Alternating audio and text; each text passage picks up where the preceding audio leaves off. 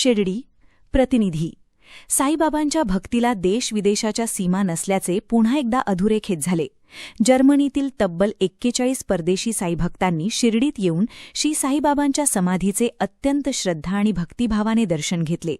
साईचरणी नतमस्तक होत त्यांनी आपल्या आध्यात्मिक प्रवासाची अविस्मरणीय अनुभूती घेतली.